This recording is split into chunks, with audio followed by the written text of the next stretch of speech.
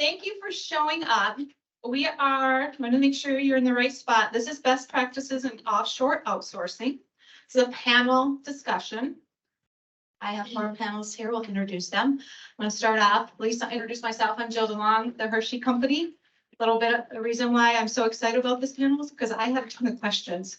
And I wanted a session on offshore and there wasn't one. And I said, well, I'll moderate one if we get some people to talk about it.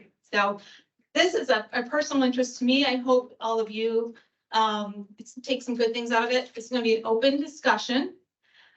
Certainly feel free to ask questions. All the panelists know what they can and cannot answer. So they'll openly answer what they are willing and comfortable answering.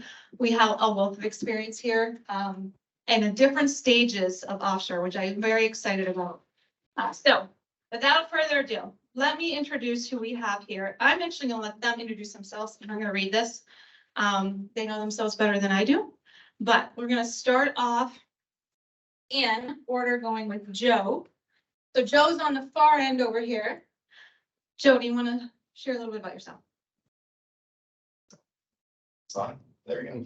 So I'm Joe Mazer. I'm the Director of Consumer Care for Michelin North America.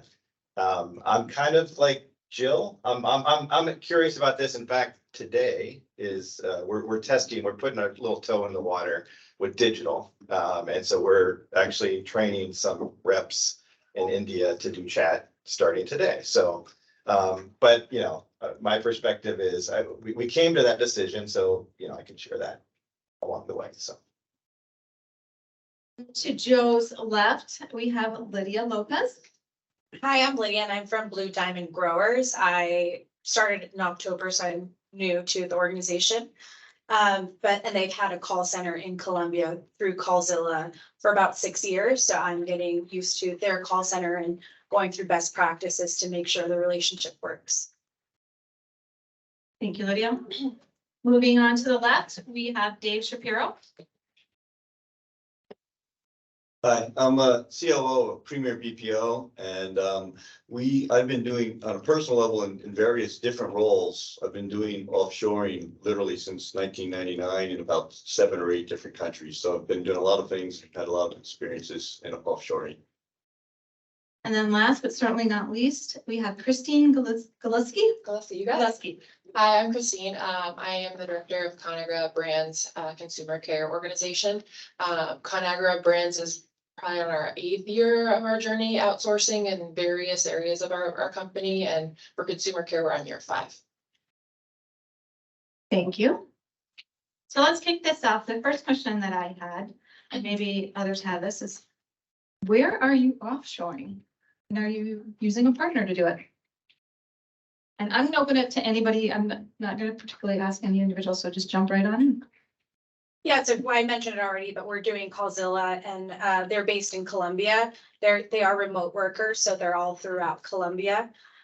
They also have South Africa, but we haven't tried that yet. We're strictly in Colombia. I think I gave it away earlier, but so our BPO is Found Ever, and we've never done offshoring. We've never even done nearshoring for North America.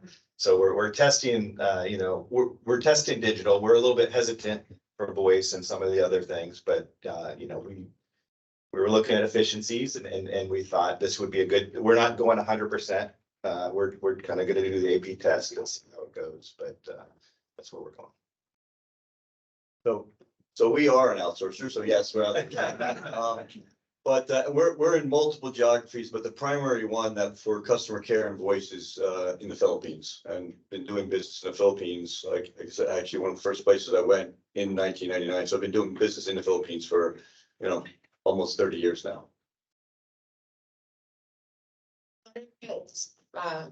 Primarily in India, Hyderabad specifically is where consumer care has some agents there. We have a hybrid model, and then we're also, as of recent, looking at Costa Rica.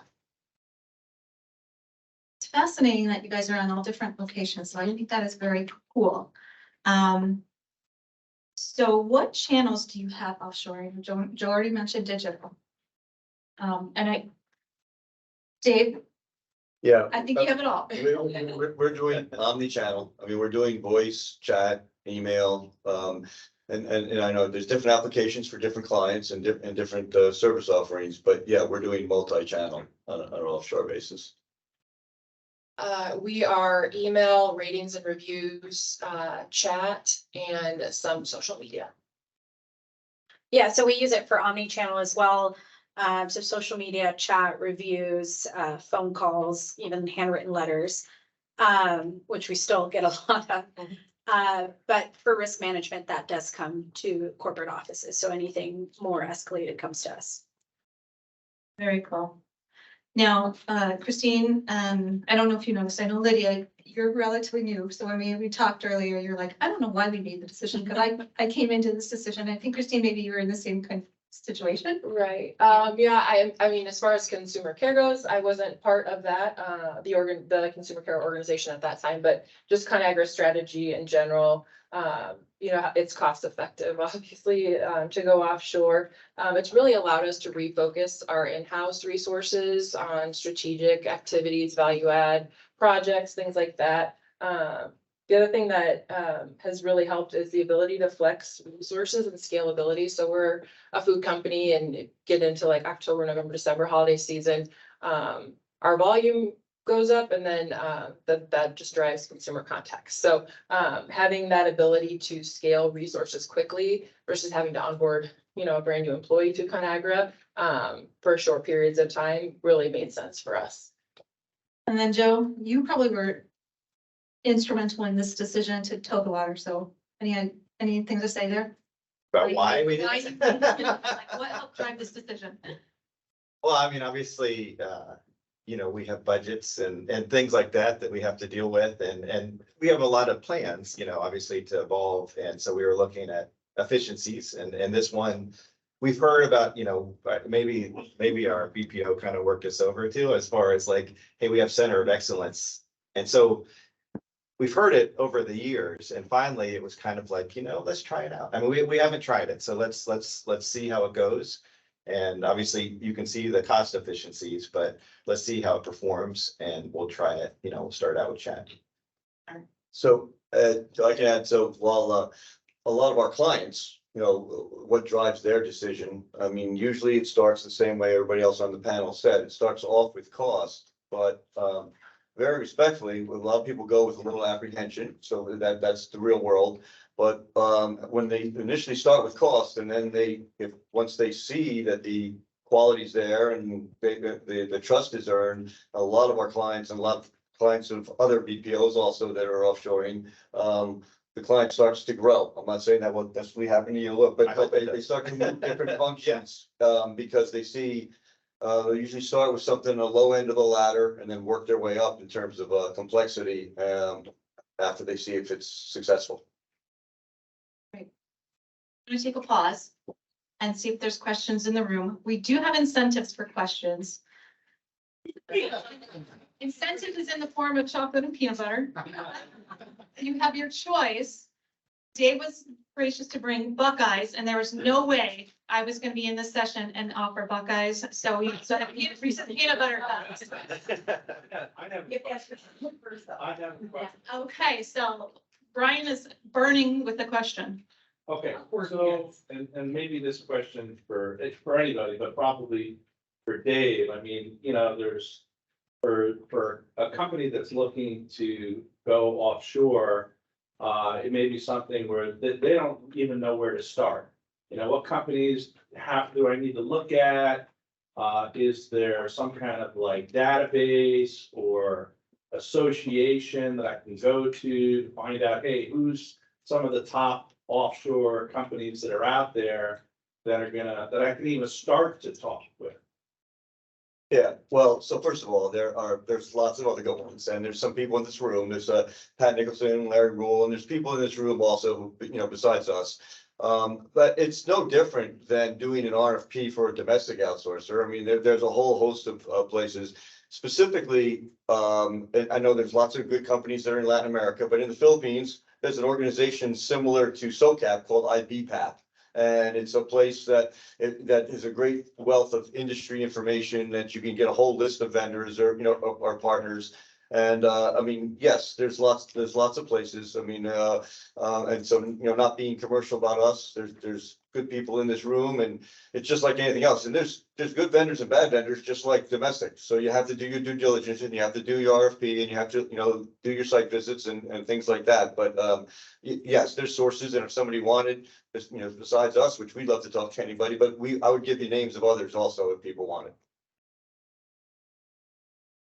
Okay, I was just gonna add on. let me go over Lynn. Lynn was the. Can I just add on to Dave's comment? You- I mean, for people that are relatively new, I mean, there's some BPOs that have 50,000 plus people servicing US. So it's pretty well tried and true, and I think it's the second largest industry, right, Dave? Yes. So the call center business, so it's more of a career in that country than in the States. Just for awareness for people. I'm gonna hit a Lynn. Yeah, I was just gonna ask my question next. I'm really curious, Joe, you didn't mention, Joe, right? You didn't mention what, country, would you mind sharing that? And I had to follow up after you answer. It's in India. It's in. And really, we went there just at the recommendation of the BPO, saying that's where their center of excellence is for chat, for English. Gotcha. So And then it was India, it's Colombia, the Philippines, and also India. Did I- India, and then we're looking at Costa Rica as And well. you're looking at Costa Rica. And then I have another follow-up question. So you're in India and you're looking at Costa Rica, and I was just curious, from the difference between nearshore and offshore. What was driving you looking at Costa Rica? Was there anything in particular? It's a new space for ConAgra, but just the limited exposure that I've had, with some of the pitches that I've sat through, their language, there's not as much of a language barrier, I would say.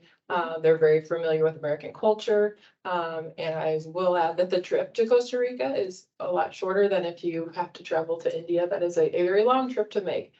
So if you're somebody that wants to be able to check in and, be with your BPO partners on site, Costa Rica is a good option because it's a closer trip. And it's one last follow-up. Mhm. And then are your folks, in office or work from home? They're hybrid, I would say. So majority are working from home, but they do come in for trainings that we do, meetings, things like that. And new hires are in the office for 90 days at least. Oh, interesting. Dave, what about, As far as, it's funny to get, it's funny to get a feel as a basis of comparison to US, like, what are you, I'm sorry, Dave. as far as the work from home or, Yeah. well, so first, if I could even address what you said earlier. So I've done some work in the past in Costa Rica and Panama, and they're both good destinations. The pro and con, though, as she said, it's a closer flight. Vice versa, it's a little bit, and this is not our company, just generically in the industry, it's probably $2 or $3 an hour more expensive in Latin America. So it's the trade-off of cost versus travel, and both are real. So you can definitely Philippines and India will be less expensive than Latin America. Latin America's 5 hours versus, a farther flight. To answer your question about the work from home versus in the off brick and mortar, we're right now, and in the Philippines, it's not just us. I mean, it's pretty much 60-40 in a lot of places. So just like the US, everybody went home, during COVID. Now people are coming back. But there's a lot of, just like in the US, there's some agents that don't want to come back. So there's a little bit of that, disgruntledness in the industry, but no different than in the US as well. But to answer your question, the Philippines is about 60-40 right now, brick and mortar versus still at home. All right. If you said work from home. Yeah, for Callzilla, they all work from home, so they're in different regions. The operations managers and QA people are hybrid, but the agents themselves all work from home. And my last question. they're in center, the ones that we're gonna be. Okay, I was just trying to get a feel for the environment compared to US. I love that. No problem. Other questions? I think she deserves like 4 reasons. One. Is it John, right? John, yeah. Yep. Do any of you guys do non-English, How do you handle like the Spanish? What languages? So Colombia actually has agents who do French and Spanish as well. So we are North America, so we have Canadian French, which is really the big one that we have. And so they're equipped with at least one supervisor that knows the different languages as well as the agents. We have a few agents that are multilingual. So Spanish, French, English. So I know Costa Rica has Spanish. In the Philippines, yes, we can do Spanish and a whole host of Europeans. And transparency, smaller volume.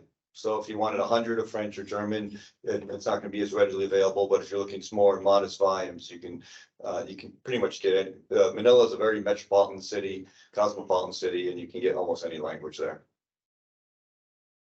Okay. Is that right? Lisa, yeah. Lisa. The question is for Joe. So you mentioned that you're going live now. I'm just wondering, how are you defining success? What are you looking for in terms of, okay, was a good thing for us to do, we want to do more of it, or this was a bad thing and we're gonna pull it back? Well, obviously, we're gonna look at, the KPIs that we think are important. We're concerned about the culture, that the understanding of that. So we're gonna be kind of monitoring. We're not going like big time in, or we have like 4 FTEs that we're gonna kind of deploy. So that we can kind of monitor that. And really see if it's the same quality that we're used to. Because if it's similar, then it's definitely, the cost savings is very good. So, that's what we're gonna look at.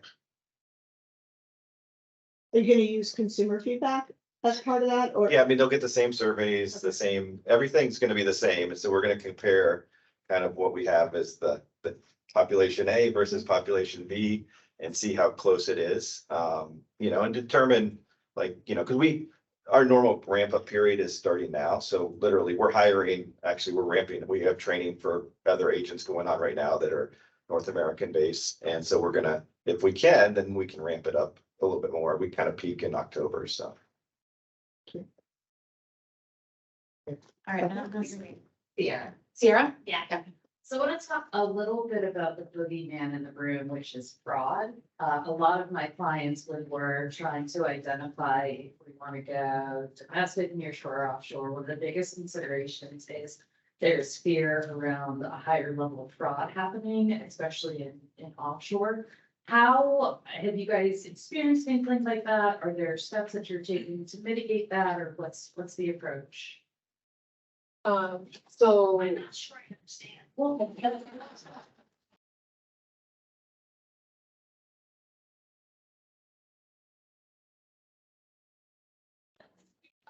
Technology. yeah, so I agree, fraud is a major concern, and I would say it with us being a hybrid model, domestic and offshore.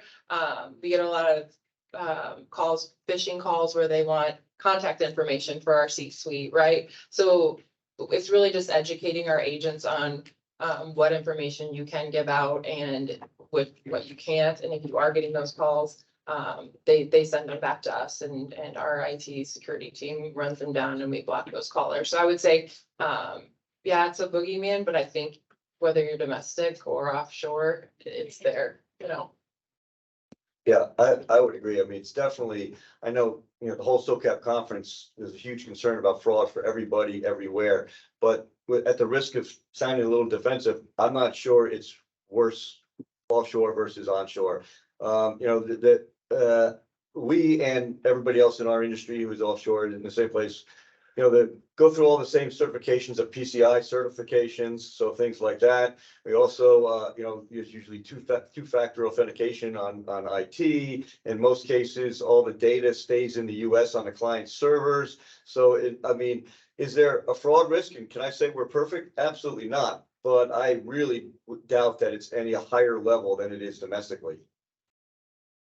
Yeah, just to add to that, at least for us, we don't get any credit card information, but I just went to Colombia not too long ago. They actually have cameras there to make sure if they're getting any kind of customer information, they don't allow phones. So when it is something that is in-house, so depending what your business is, they will make it in-house if it's needed.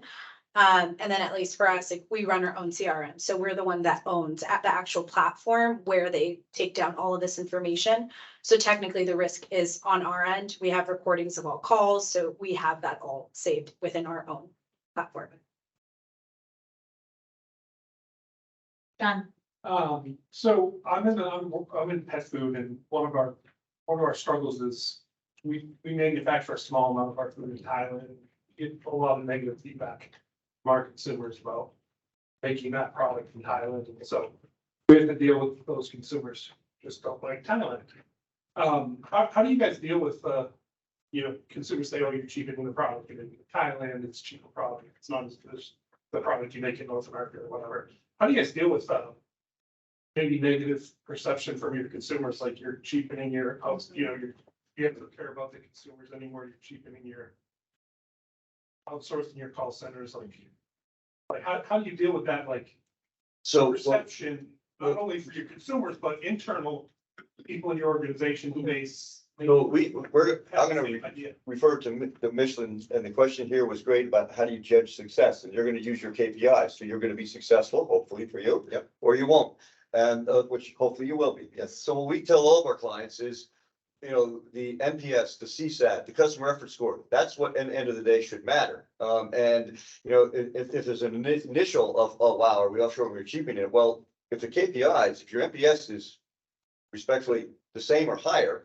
then the product's not cheaper, it's actually coming out better. Now, people need to see that, and it has to be proven. And it can't just be a sales pitch, obviously, but, so we say, start off with exactly what Michelin is doing, the simplest function, and you work your way up. But if whatever your measurement today is on NPS or CSAT, if it's not being delivered, then it's not working. But vice versa, if it is being delivered and you can tell that to the executive management, and you can tell, then your consumers are happy by definition because they're getting what they want out of the interactions. Sure, but you can communicate that internally, but how do you communicate that to your consumers who are saying, like, hey, I mean, I think for us, we take it as feedback. It's very marginal. I think the person who actually comes out and say that, and I've been with them for about 6 months now.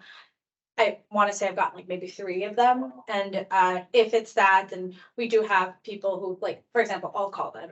And again, talk about diversity that, yeah. So it's also about, those agents, educating them that those agents are part of our company. It is a partnership. We never say that they're outsourced. Yeah. They are part of our company, and making sure they know that they're part of our company. location, like, It's up to the agent. Like some of them will say they're in Sacramento. Some of them will say they're in Columbia. It's completely up to the agent. I mean, for me, it doesn't really make a difference as long as they're helping the customer. So it's very rare when we do get those type of complaints. Again, their calls are being recorded, so they don't want to say anything that they potentially think could get out. And Pat Nicholson mentioned earlier about the volume of people doing it. Very respectfully, 10, 15 years ago, that was more of a concern, but today there are so many, not through our organization, but there's thousands and thousands. So Chase Bank has, no exaggeration, not outsourced, but offshore, 10,000 FTEs. And so the public, the general public is getting more and more used to it. And if we're also honest and transparent, any domestic call center has all sorts of different accents in it too, right now, on the profile of the people who work in it. So I agree, once in a while, you're gonna get somebody who'll say it, but it's becoming much rarer. less and less. Yes. Yes. I was just gonna add to Dave's comment, we've had some people that are in the States, we had some Kenyan nationals that came in, they were working for us, and a few people complained, and they're like, why are you offshore? Why am I speaking to somebody offshore? I said, you're in Neenah, Wisconsin. So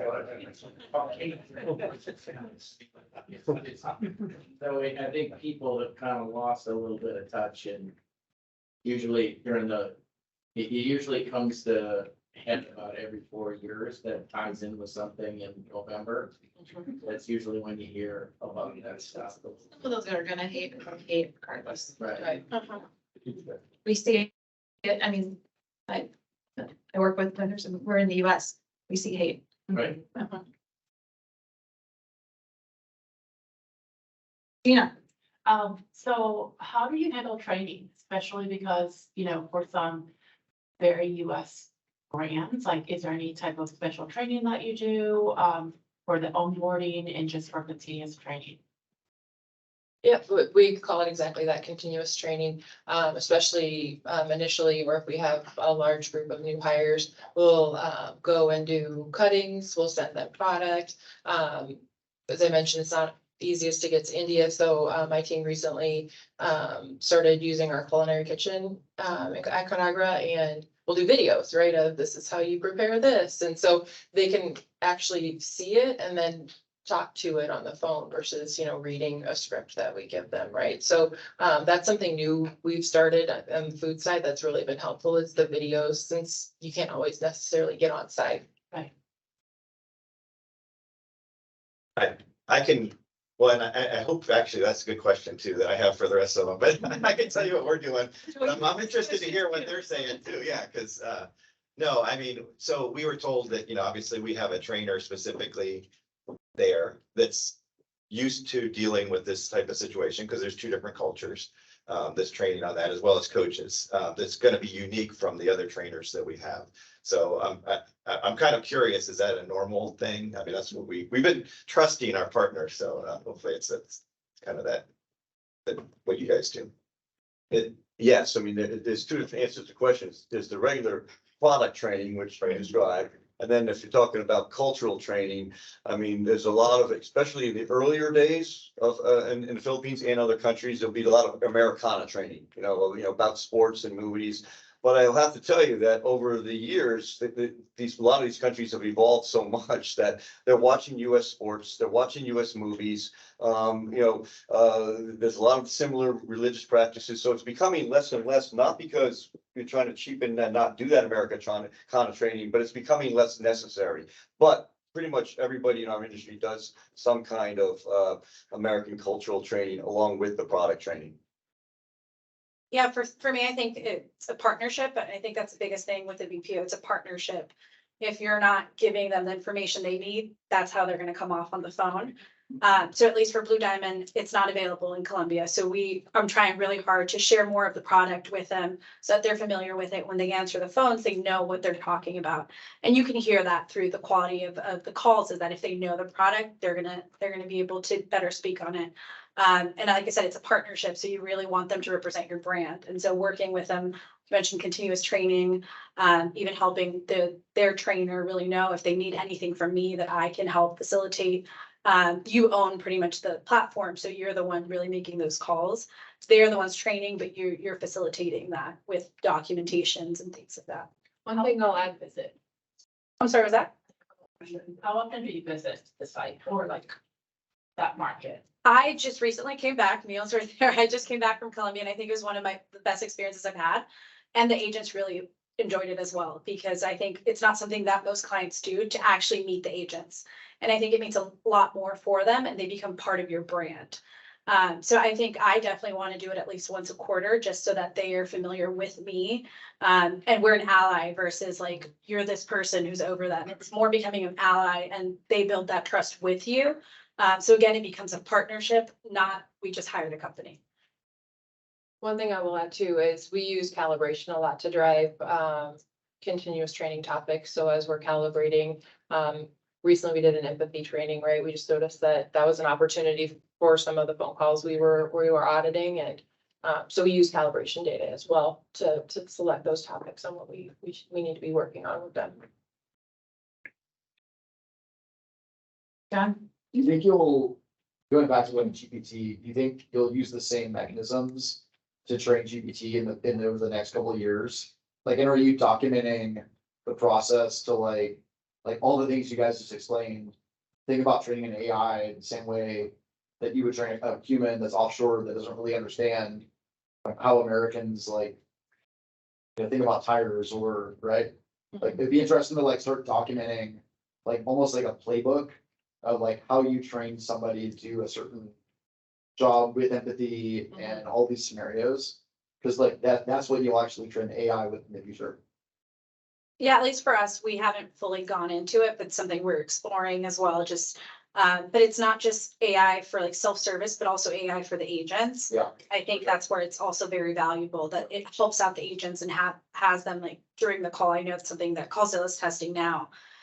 Is to help them like which reason code they should select, which questions they should ask. If it is more of a risk management type of thing. So I think it's gonna be really great to see where that goes and how it helps, especially the quality of the calls, error rates, things like that. Was the ability to collect a lot of data, Mhm. right, from the outsourced agents. I think a natural outcome to just outsourcing in general is documentation Yeah. and business continuity, right? I mean, your documentation gets so much better. Yeah. That kind of puts you on that glide path that you were mentioning to ChatGPT.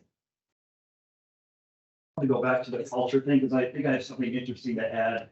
And we do outsourcing all over the world, Latin America, but specifically the Philippines. What's really interesting, I think for a lot of folks who've never been there, very highly educated, young people for the most part. So, and everyone has a smartphone. So you think what's changed in the last 5 to 10 years from a cultural standpoint? When I go over, I mean, I'm old, right? I get it, but they are more into pop culture, what's going on in not only the Philippines, but in the US, more than you could imagine. Like, it's like a whole other planet with that. So they're involved in TikTok, and so they know more about what's going on with our products and services, and whatever brand you bring over there, they're gonna be familiar with it, and they're gonna probably love it. And I think that's a big part of being successful. Yeah, the Philippines is not an area that we've ventured into. And maybe you can answer this safety wise, is it a safe place to travel? Yes, I mean, it's very Americanized, you know, it's a Christian country. Their favorite sport is basketball, and because they were owned by the US for 50 years. I mean, there's huge American military presence there, and so the Philippines is a very safe place. And I mean, the countries that you guys are in also, but to answer your question, the Philippines is very safe. I mean, they take US money and. Dave, can I add to that and say, as long as you are not driving a vehicle, it's safe. I will agree with that. I will agree. So I've probably been there 25 times and I've never driven a vehicle. I recommend talking to your partner as well, just because I felt the same way about going to Colombia. Just, you know, you read in the government, everything is saying no, and I went, it was the most pleasant experience. I was walking through the streets like nothing. So I think like they'll give you a lot of tips and things, and it was really safe. It was better than I thought it would be. Based on what I was reading, it was amazing. So before I go back to the audience, all of these panelists agreed to be on the panel because they have different experiences, but they also had questions and they had things that they wanted to learn. So I'm gonna bring it back to the panel and ask if you have any questions that you want to ask the audience or other panelists. What should I look out for? I mean, we're day one, so is there pitfalls or things that I need to be aware of? So I wouldn't say pitfalls, but treat it as a partner like you would with a domestic. So, I mean, I'm totally agreeing with what she said. You gotta go visit, and so it's far, and I know your team is small per what you said, but just like you would go and visit your outsourced partner in the US, make the effort and go there. Because if you consider just that you've thrown outsourcing over the wall, it's not gonna be successful. So I'm totally agreeing with what she said, go there. So the pitfall is not so much, I mean, I'm not judging your outsourcer at all, but pitfall is potentially on you. And if you say, oh, I can't go there. So go once, twice a year, especially as you potentially grow. So I would, my friendly suggestion would be to stay engaged. I would agree. I think that the output that you're gonna get is based on the input that you give.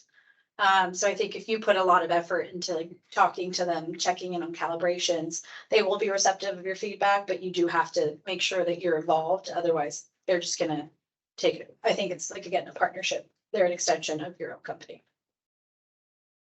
You'd be surprised too how just a little bit of swag goes a long way. Yes. And with some of these agents in these other countries, I mean, just very little things.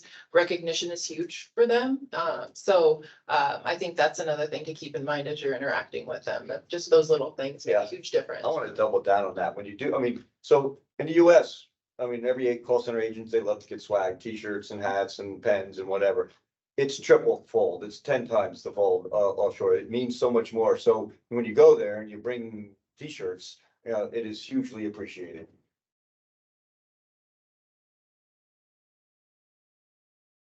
Other questions? We have about, I don't know, maybe 7 more minutes or so. I have questions. So are there other ways that you're incentivizing any of your offshore agents just beyond like company swag? Yeah, so for me, I actually recently started a program with error rates. So basically when customers or agents are choosing the lot, putting down the lot code, there's some issues. So what we started doing was that once a month, they're starting competing against each other. So whoever has the lowest error rate got a gift card, and it was a $20 gift card, but $20 in Colombia is a lot of money. So that was a really quick way. And it also helped the tenured agents who had been there for a while. They started motivating them to do better. Especially because some of the new ones were coming in really hot and doing really well. So that was a way that we incentivize them. I also do on a monthly basis, we do just like company-wide events with them.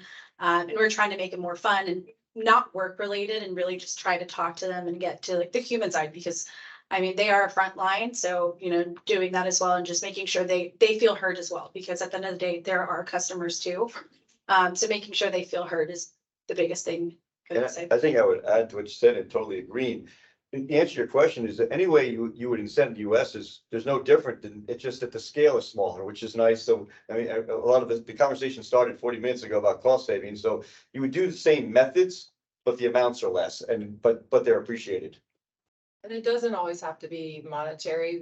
Something we recently started is just a monthly kind of newsletter to keep us connected with them, and kind of gamified it a little bit. And so, That's my next question. yeah, like we'll have one of the agents that's a standout agent. We'll grab a verbatim from a CSAT score that, you know, really enjoyed working with Rose, blah, blah, blah. And we'll put that at the top of our newsletter along with other things that are more informational, right? So just kind of those little recognition things go a long way. And I think it shows the other agents too, I want to be on the newsletter next month. And so just a little healthy kind of competition there too. And in terms of like general employee engagement, is it done the same way that we would do it in the US? Say more about employee engagement, I guess. Just generally like how you're getting the employees to engage with each other, engage with the company. I will tell you this is kind of slightly different answer to your question, not about what we do to get engagement, and these guys can answer their opinion, but I will tell you, this is gonna sound a little bullish, but the engagement is so much better. In the offshore, the absenteeism is less. I'm not just talking about us, I mean, all of the other companies that are in this room as well. I mean, the absenteeism is less, and people are usually more engaged than call center agents. That doesn't mean we don't, to answer your question, do engagement activities, but right off the bat, one of the value props is not just cost savings, but I'm gonna tell you that the agents are more engaged offshore than they are in many US domestic centers. Yeah, and if I could add to what Dave just said, so in an offshore community, that engagement is very important. But we just had a summer day at the lake where all of our agents got to ride jet skis. We have an annual award ceremony, a black tie affair. So it's very important in offshore, and like Dave said, attrition is way lower, generally speaking. All right, I'm gonna cut it here because we got a door prize to do. I have a hard cut at 4:50, and it is 4:40, but, so we'll do the door prize. We'll wrap it up. If you have additional questions, you now know these four panelists, feel free to ask them questions later in the conference. But for the door prize, I'm gonna ask Terry to come up here because this is actually Terry's prize that we're giving off. And it is a $125 Amazon gift card. I guess last call if you didn't put your cards in here. Gotta come up here. While we're doing that, I do want to thank our four panelists. Thank you so much.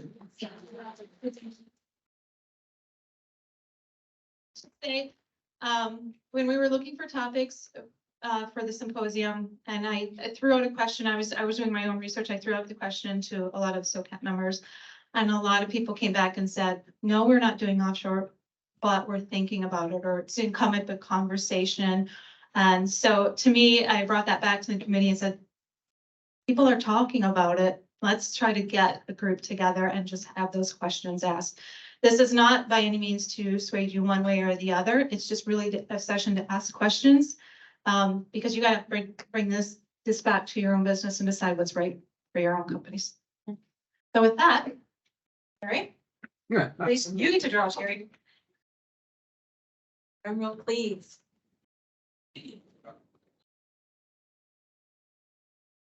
But it's going to Lydia Lopez from Blue Diamond.